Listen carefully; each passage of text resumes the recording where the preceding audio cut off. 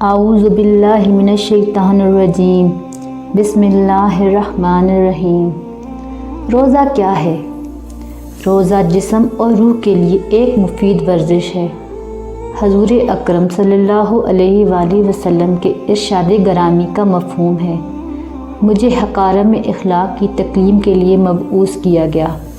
گویا انسان کا نصب العین اخلاقی حسنہ کی تکمیل ہے، جو تزکیہ نفس کے ذریعے ہی حاصل ہوتی ہے۔ دنیا کا ہر مذہب کسی نہ کسی صورت میں تزکیہ نفس اور روحانی طہارت کی اہمیت کو اجاگر کرتا رہتا ہے۔ ارکان اسلام میں سے روزہ ایک اہم ترین عمل ہے، جو تزکیہ نفس کے لیے اکسیر کی حیثیت رکھتا ہے۔ روزے کا تصور کم و بیش ہر مذہب اور ہر قوم میں موجود رہا ہے اور اب بھی ہے، مگر اسلام میں روزے کا تصور یکسر جداگانہ، منفرد اور مختلف ہے۔ انسائکلوپیڈیا آف جیوز میں تحریر ہے، یہ اسلام ہے جس نے روزے کے بارے میں اپنا زاویہ نگاہ اور دائرہ کار وسیع کر دیا اور روزے کے اغراض و مقاصد کو بلند کر دیا۔ زندگی کی وہ تمنائیں اور خواہشات نفسانیہ جو عام طور پر جائز ہیں، اسلامی روزے میں ان پر بھی متعین عرصے کے لیے پابندی عائد کر دی جاتی ہے اور اسلام کا ماننے والا ان پابندیوں کو اپنی دلی رغبت و مسرت کے ساتھ اپنے اوپر عائد کر لیتا ہے۔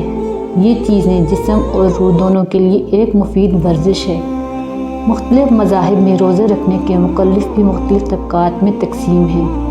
ہندوؤں میں برہمن، پارسیوں میں صرف مذہبی پیشوا اور یونانیوں میں صرف خواتین روزے رکھنے کی پابند ہیں اور ان کے روزے کے اوقات بھی مختلف ہیں، مگر مذہب اسلام میں دنیا کے ہر خطے میں رہنے والا ہر عاقل بالغ مسلمان مرد خاتون کو ایک وقت میں ماہ رمضان میں روزے رکھنے کا مکلف ٹھہرایا گیا۔ روزے کو عربی میں صوم کہتے ہیں، جس کا لغوی معنی کسی ارادی فعل سے باز رہنا اور رک جانا ہے، اور اصطلاح شریعت میں روزے کی نیت سے طلوع فجر سے غروب آفتاب تک کھانے پینے اور عمل زوجیت سے رک جانا ہے۔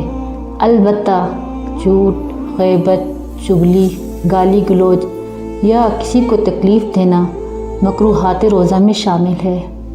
ارشاد نبوی ہے، روزہ جہنم کی آگ سے ڈھال ہے، جسے تم میں سے کسی شخص کے پاس لڑائی کی ڈھال ہو۔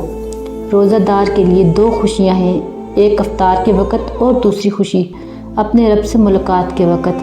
جس شخص نے ایمان اور احتساب کے ساتھ رمضان کا روزہ رکھا، اس کے پچھلے گناہ معاف کر دیے جاتے ہیں۔